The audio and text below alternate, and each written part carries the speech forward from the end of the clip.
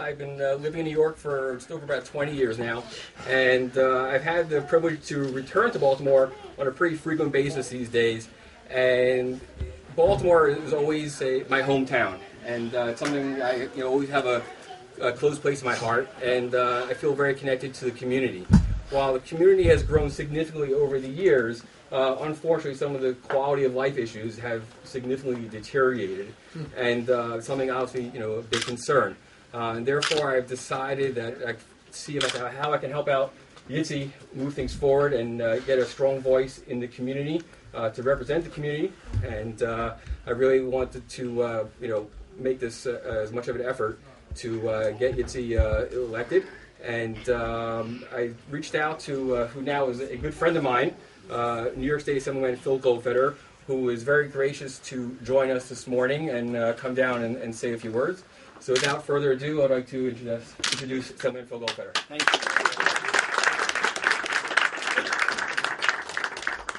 So I was trying to do some community service for you. I figured that if I won Powerball last night, I would have saved you all some money and funded the whole campaign. Unfortunately, God works in mysterious ways, and we all have to still write our checks today. So whatever you wrote, make sure you write it just a little bit bigger. Let me first thank the Asman family and the entire host committee. It's not easy. It's not easy to put your name out there. It's not easy to jump out and support a candidate, not publicly, but not financially. And everybody who took the opportunity to put their name on the host committee is really going above and beyond, and I just want to say thank you, and of course thank you for having me. It's funny, we say it all the time, God works in mysterious ways. I mean, I am proud to represent about 130,000 people in Queens, but circumstances would have it that we're doing some construction in our house, and I found myself in the 5 towns for the last 6 months, and sitting right in front in shul, in front of Chaim Asman, literally in front of shul. Now, we don't talk in shul, okay? Oh, yeah. However, we did find a time to get to know each other, and he says to me, he's like, Phil, I want to talk to you for a moment. There is this really great opportunity. There's really someone who's taken the effort, making the effort to run for office in Baltimore, and I think if you got to talking to him, you'd really get along and might be an opportunity to help. And he made the shidduch, and I ended up talking to Yitzi for a little while, and I realized that we have a tremendous amount in common. And for me, coming here today was a no-brainer. I got involved in politics because of people who came before me, who gave me the chizuk, who gave me the drive, who gave me the push. For people like you sitting in this room, to Yitzi it means the world, because there are people that were there for me, and I feel like it's my job. God put me on this earth for a reason. The way it all came together could not prove that more. The way I ended up here could not show more that this is meant to be, and that this is a candidate who needs the support, who is going to win and be successful, not just in the campaign, because that's only the first success. The real success comes when he's in office, and we all get to sort of see the nachas that we get from being here at the beginning of it. So again, thank you to the host committee, to everybody who opened up their wallets and gave.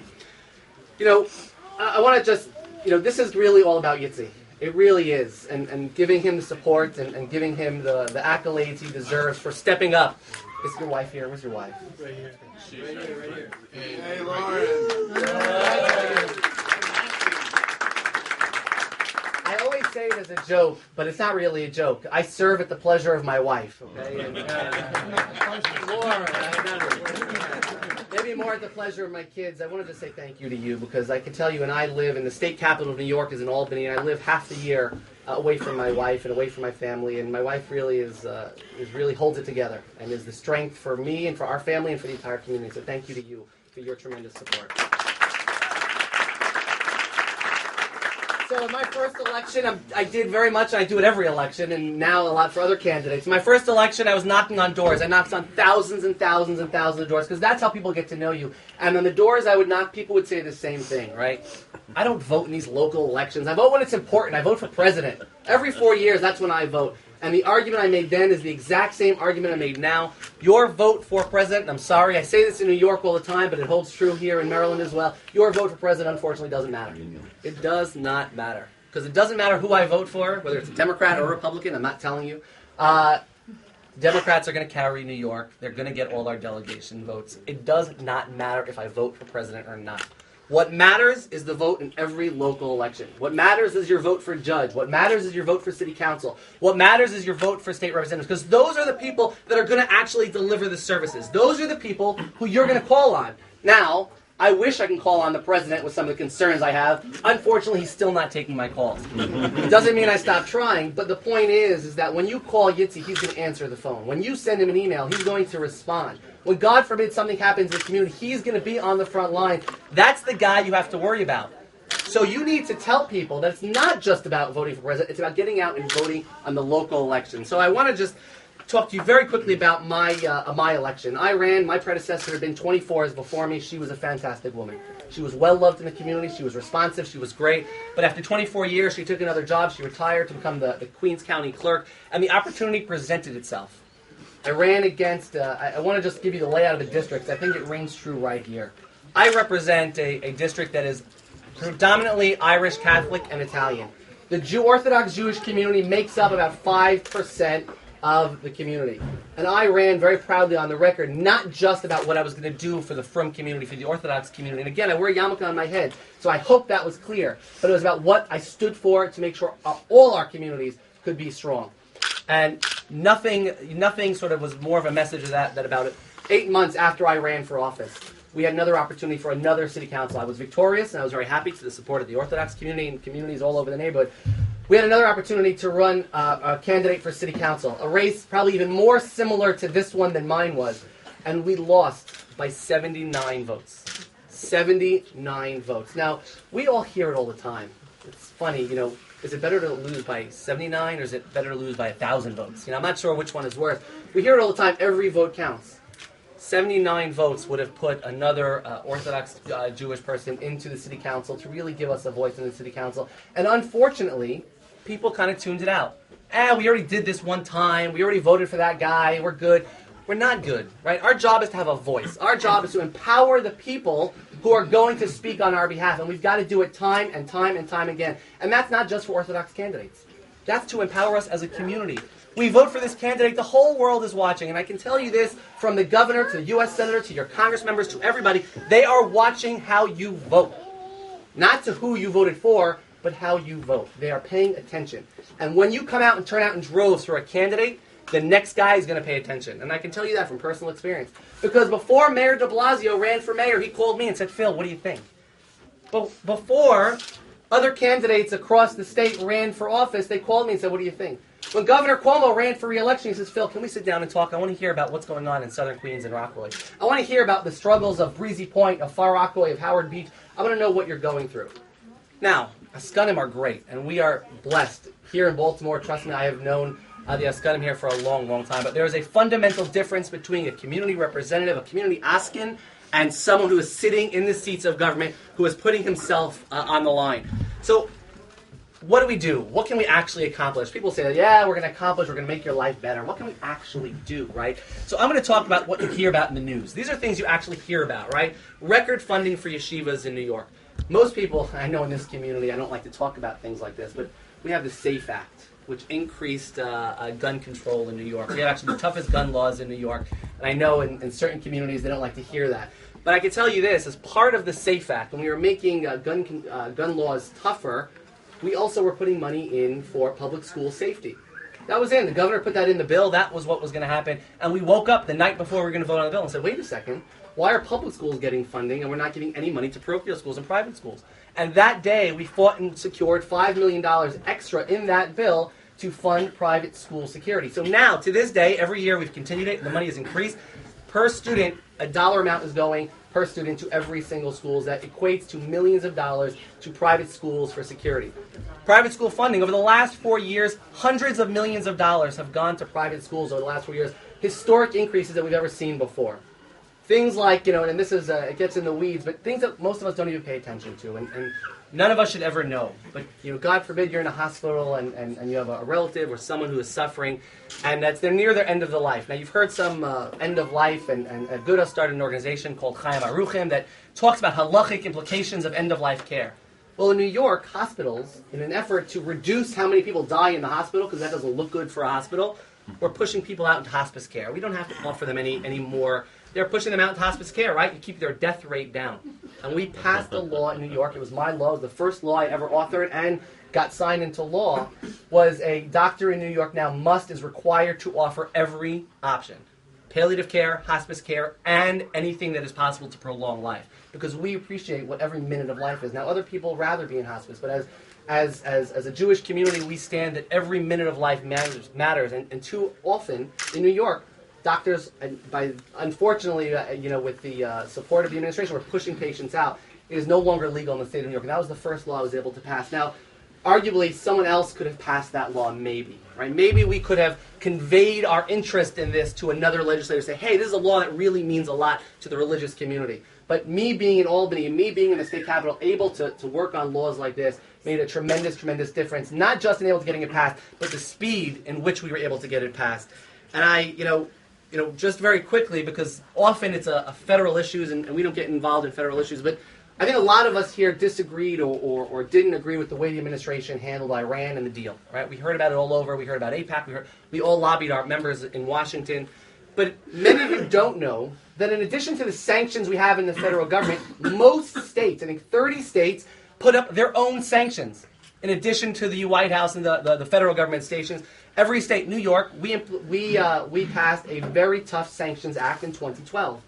And we said, during this whole debate, we started, and me and my colleagues and some of the others, said that we, regardless of what the White House does, regardless of what the deal says, we are going to keep our sanctions in place. And in New York, the sanctions are still in place, given the terms of the way it was done via executive order. The sanctions in New York are still in place, and as is in many, many other states. So we're able to push back on so many things on the local level and the state level. But I want to just, and I'm going to end in just a minute.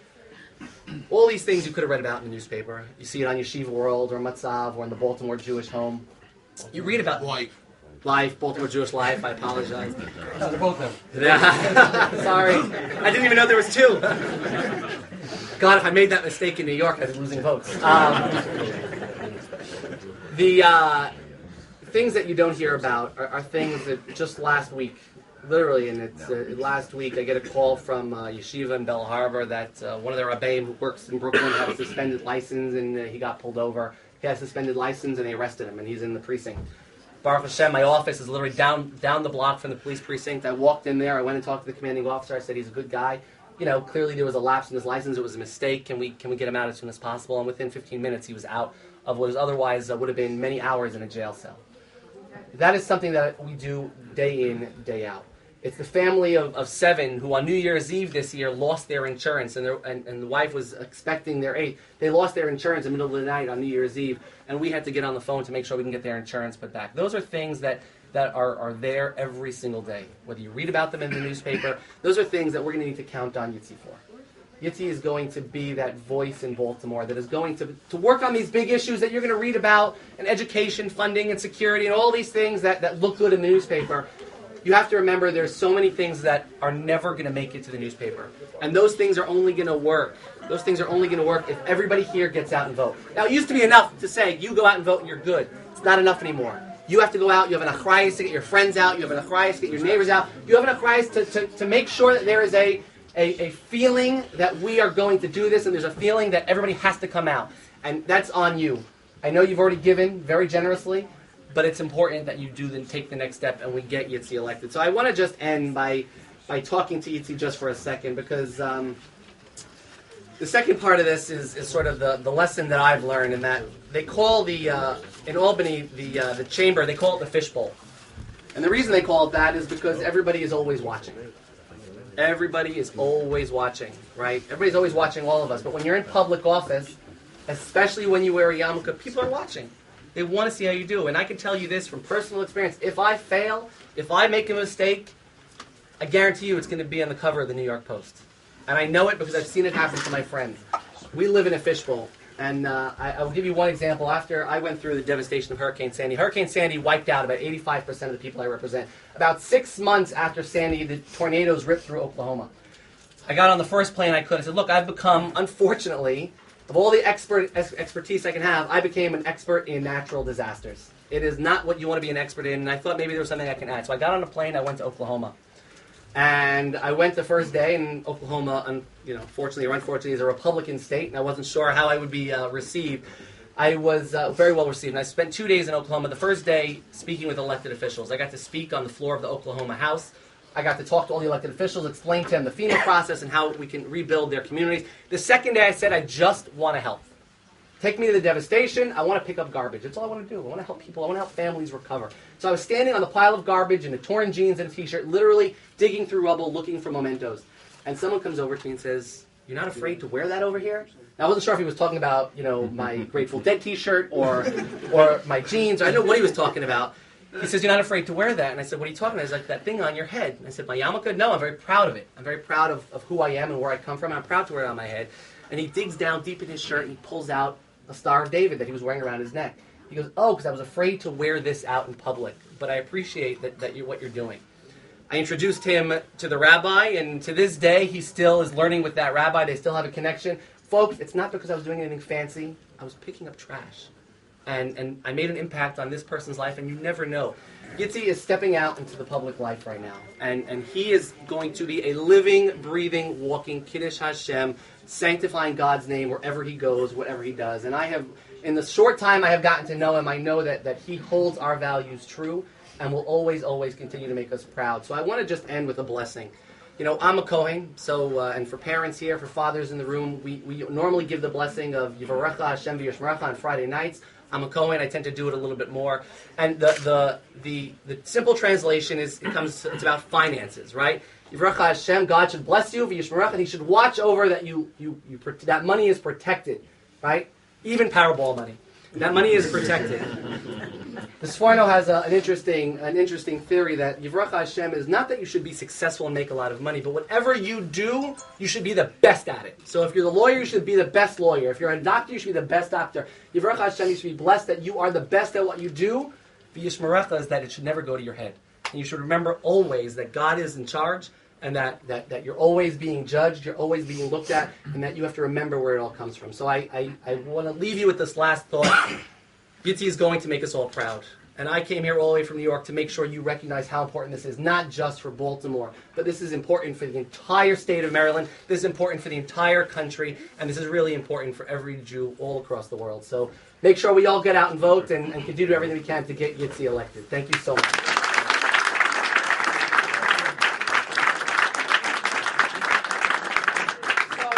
Like I said, we only get elected for the great people who came before us. We have great askanim, and I'm proud that someone who has literally been a trailblazer right here in Baltimore is one of our judges. And Karen Friedman, I just want to say thank you.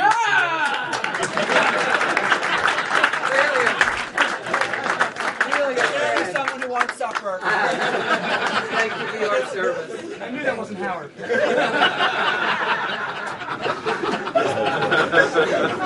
Hello, everyone. Good morning. Nice to see all of you. I'm happy to be here. As a sitting judge, I cannot endorse candidates, so I'm not here to endorse. But I have given Yitzi probably one of my four most precious things, and that is my son Alex. I have donated him to the family, and he goes with Yitzi everywhere.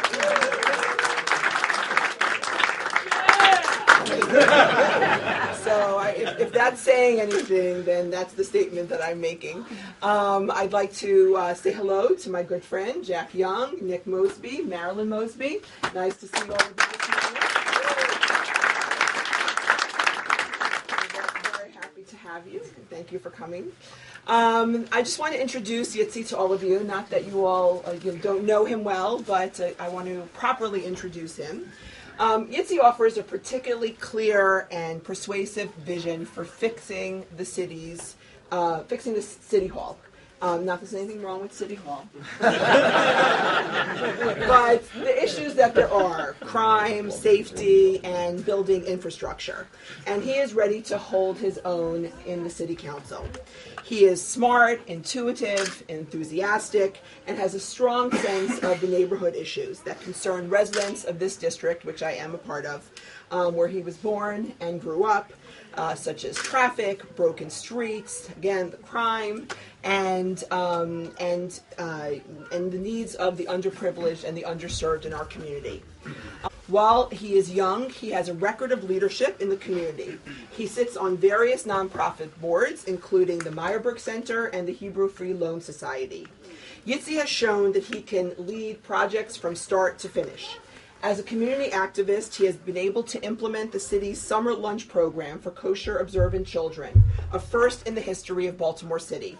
Literally thousands of free meals were served to our children as a result of his efforts. He looks for solutions instead of focusing only on the problems. He is one of the persuasive voices that made Baltimore City take a close look at the Police Crime Lab, which was just recently awarded additional funding to add 10 new desperately needed technician and forensic scientists. For someone who has to deny postponements when the state doesn't have their labs yet, we are very appreciative of that. So it is this kind of forward and innovative thinking that our community and city needs at this time. So it is my great pleasure to introduce to you Yitzi Schleifer, and thank you so much for coming out and supporting him here today.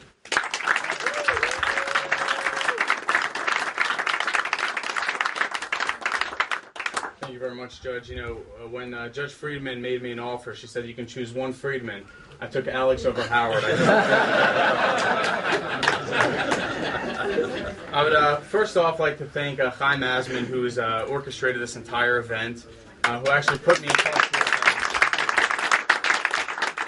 in touch with Phil, and it was quite interesting. I mean, Mikam Yisrael, you know, I had one conversation with Phil, and next time I saw him or spoke to him, he's right here in Baltimore. So it's a true testament to what a real mensch he is and how he cares about not just what's going on in New York, but as well as for Jews across the world. So I appreciate it coming out.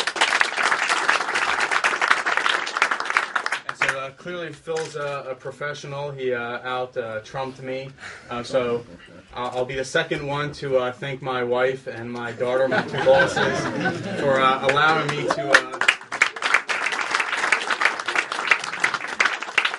to be out all day and all night working for the community, for you guys, for the entire city, the entire district. I want to recognize Council President Jack Young, who's with us today. I want to recognize my good friends Nick and Marilyn Mosby. And of course I want to thank Dr. and Mrs. Asman for opening up your home. Being that this is one of the biggest houses in the district, I was actually quite worried, how am I going to possibly fill it? So thankfully you guys came. I appreciate all you guys. We'll pay you all on the way out. So generally I like to give my campaign speech about the different ideas that I have to make city government run more efficiently and effectively, and the bold solutions that I bring to the table, and things I've already worked on and things that I'd like to work on. But unfortunately, today I would like to speak about one issue and one issue only, which I think is at the forefront of everybody's mind. And as I stand here with those window shades open, I look directly across the street at the neighbor's house that had their door kicked in just this past week. And then I look further up the street for another neighbor that had the same thing. And within a stone's throw of here, there's been 2 armed robberies this week. People at gunpoint going to shul. Some person pulling into his driveway at home, held up at gunpoint. The bottom line is we're all on edge from these quality of life issues.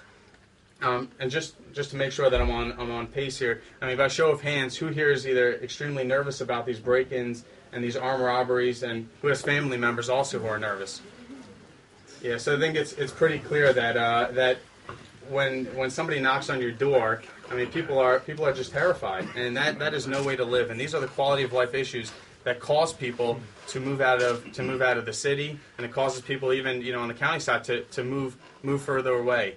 And what I'm looking to bring to the table is to, I've always understood in business it's cheaper to keep a customer than to acquire a new one. And it couldn't be more true in city government as well. Jack Young works hard for us, Nick Mosby works hard for us every day in the city council, and they do all these great initiatives that make Baltimore very attractive. But one issue is enough to get a family to move out. When their home is broken into, the for sale sign is on that door months later. So all the hard work and everything else that we do, if we can't keep people safe, nothing else matters. In this neighborhood, people are accustomed to paying the high taxes. we, and obviously we want to work on some of those things. But the number one is and always will be for me is safety. And when your houses get broken into, don't be surprised if I show up to your house. And I've been working on both on a preventative side and also a resolution side. Once those break-ins have occurred, I coordinated this burglary prevention day, and have worked on other initiatives to help make sure people aren't being left vulnerable to crime. But unfortunately, it happens anyways. There will be crime, and then now I'm also simultaneously working on how do we resolve these crimes. And with the state's attorney's help, we've already had a lot of these burglars and other people have been arrested and locked up, and I've been in a lot of the courtrooms when these happened, and there's I've walked in there with community impact statements which have made a world of a difference. So I do want to thank the state's attorney Marilyn Mosby, who brought back the liaison positions.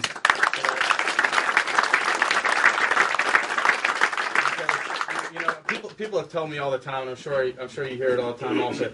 You're too young to understand what's going on. I get that all the time. You're too young. You're too young. But Marilyn, like myself, we understand that community has to come first.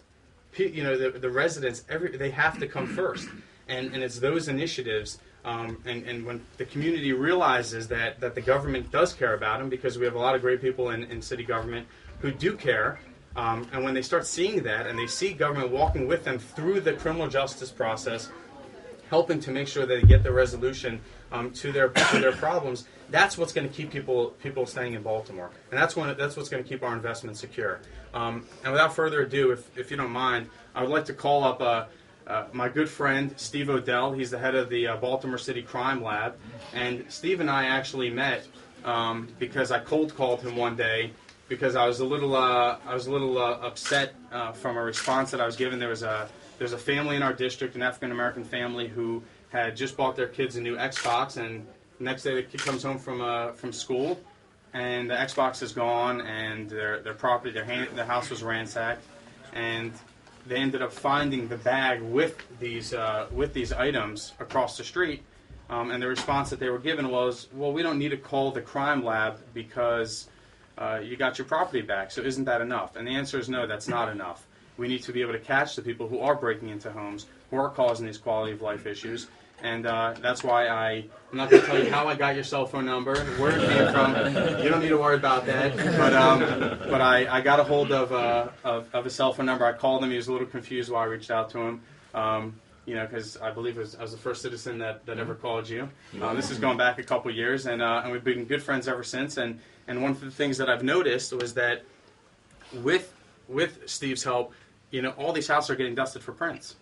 And now there's actually matches coming back, and that's what's going to be resolving crime. Unfortunately, a lot of these crimes are happening day and night, and you don't end up witnessing who broke into your house. And the best way, we all know, is physical evidence is what resolves crime. So appreciate the good work that he does in taking the crime lab.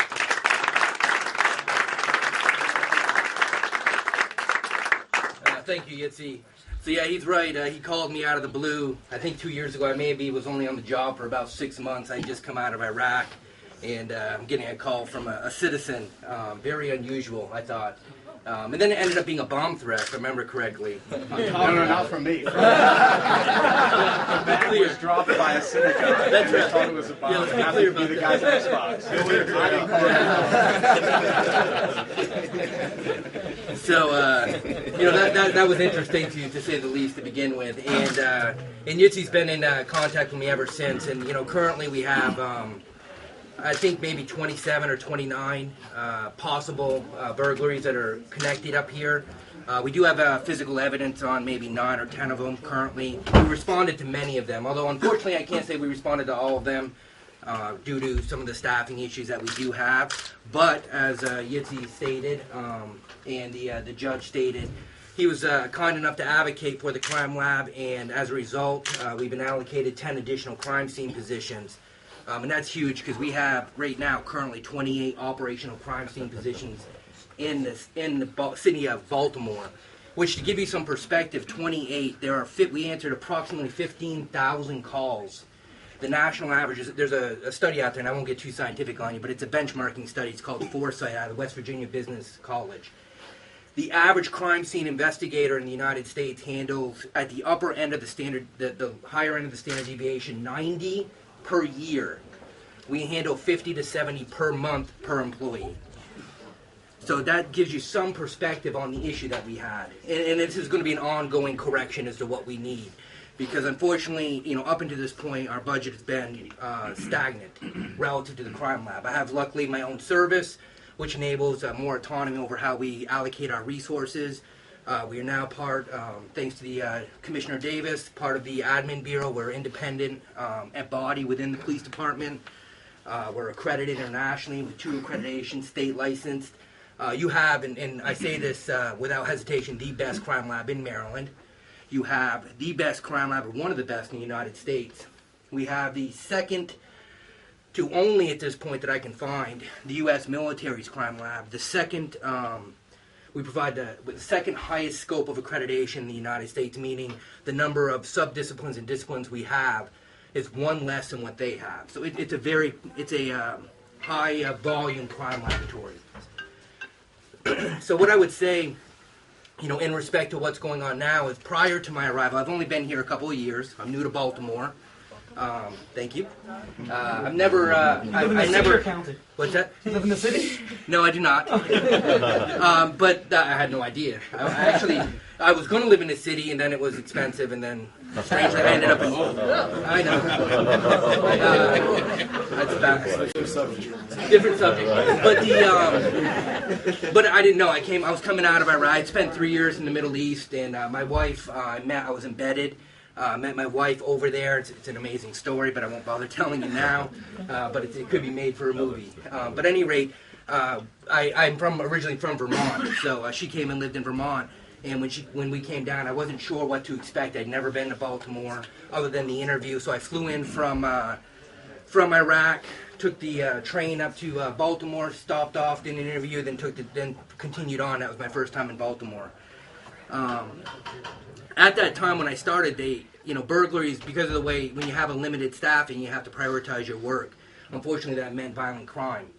So we weren't unable to do a lot of property crime work, which impacts a much more significant majority of people than obviously the violent crime does.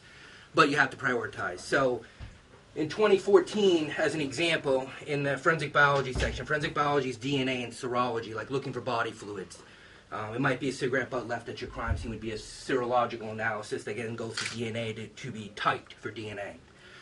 In 2014, I think between serology and DNA, we did a total of 40 cases for Baltimore for the whole year.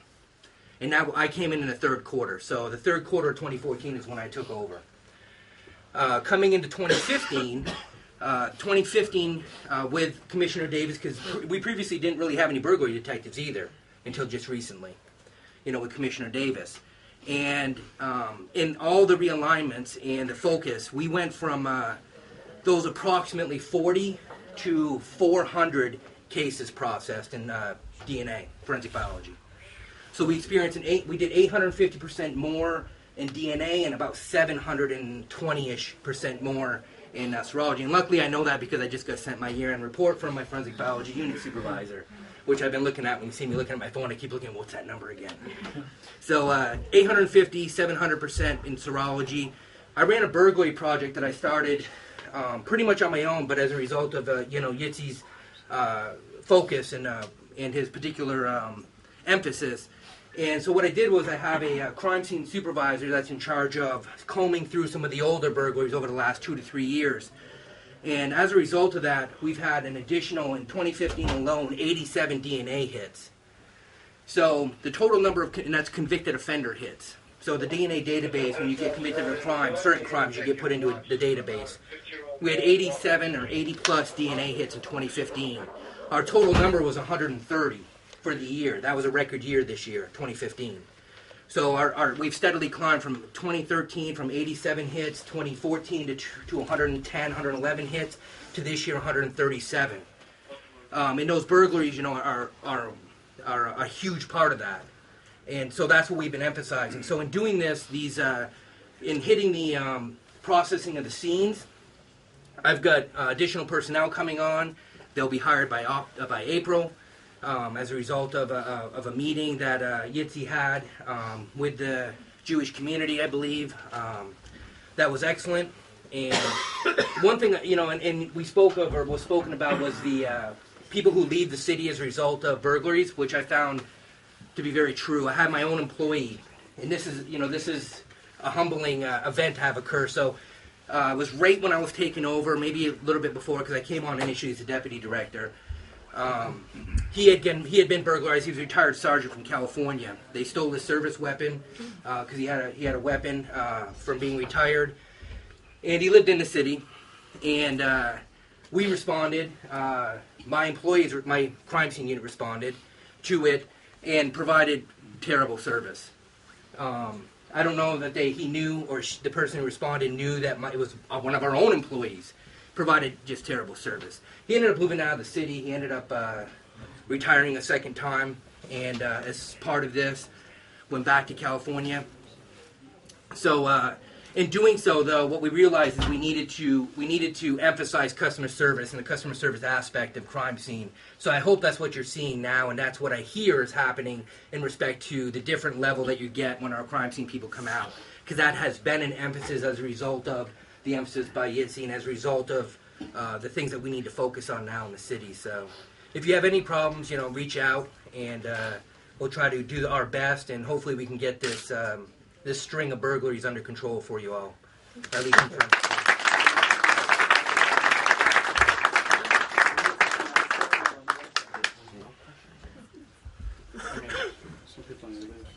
If anybody has questions, I can. If there's we have time for like one or two questions if anyone has. Just want to let you know there's members of the media here.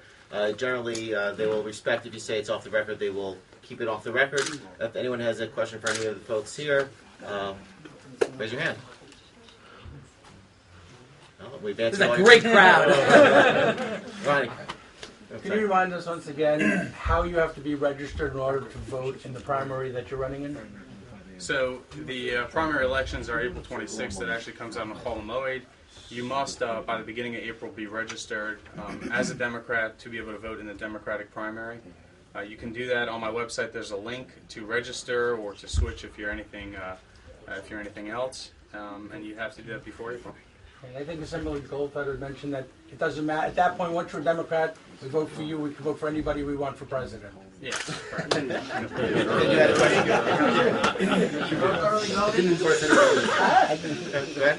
It's certainly very clear by the topic of discussion today that security in this neighborhood is of significant concern right now. Mm-hmm. With the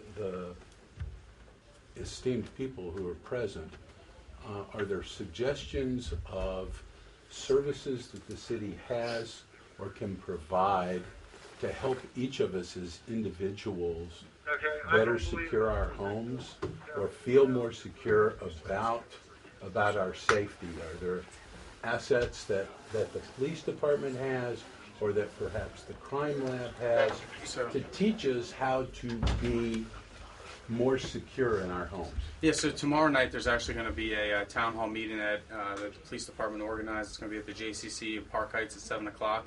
And on top of that, the local community safety groups, in conjunction with the police departments, the sheriff's department, the state's attorney's office, they do have different burglary prevention initiatives and stuff. I'd be happy to pair you with that. And if you want a free in-home security assessment to show you where your vulnerabilities are, we'll have people come out and do that for you. I would add something too. If you do have a break-in, don't touch anything. It kind of goes without saying, but it rarely happens for some reason. So if you can just take that, make that a priority. It might take a while for us to get there, but it's going to be worthwhile because the evidence will be better. Let's just say for us. Secondly, we're going to be rolling out a program where I'm going to be establishing one. There was a thing. It's called a DNA spray. It'll help protect your property. You provide unique identification to it. When we do end up doing this, you can buy it individually as well. If you're interested in something like that, they come with signs like the old ADT signs. They ran a study in Knoxville, Tennessee. It dropped burglaries by 70% in the piloted neighborhoods because you stick the sign out that says protected by DNA. And what it is a unique DNA code that goes on your property that is most likely to be stolen. And actually, in some commercial vendors, which I'm going to start talking about more, they actually have sprays that when they go on when a robber walks out the door, like that gush of air that comes down is actually going to be a spray of DNA that codes them for about 3 months. So there's some really interesting stuff out there that we haven't really considered in the past that you're going to hear us talking more about. But it's those sorts of things that are going to be happening that are going to go on.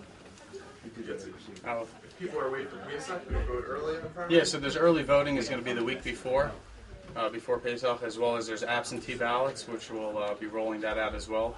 And anytime you get any emails from us regarding getting out to vote, absentee registration, if you can please forward that to your contacts. Even if a few people get it multiple times, better a few times than no times. So.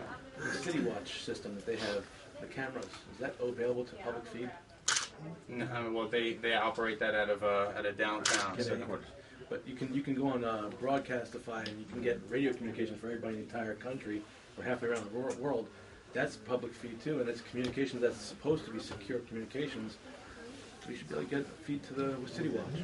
And we're looking into things like that. But there is I've been down to their center before, and they do have quite an extensive operation with retired police officers who actually monitor those. So. Well, it's just if everybody in the community knows about a crime that's occurring or something like that, and they can go see the face themselves without having to look for a post of it about it on Facebook, they can see it as more awareness. So. Well, we said we were going to finish at 11:30. It's 11:30. Yes. Okay, last question. Last question. Is there a patrol around? I like to walk. Sure. And everybody's saying, "Oh, don't walk, don't walk." So I'm wondering if there's a patrol or. Well, there's a heightened attention given to this area now with all the break-ins. There are some private organized patrols that are driving around, as you can see with the lights on top of their cars. Yeah. So that shouldn't prevent you from that shouldn't prevent you from walking around. You should definitely walk around, but have your son take you. He's busy.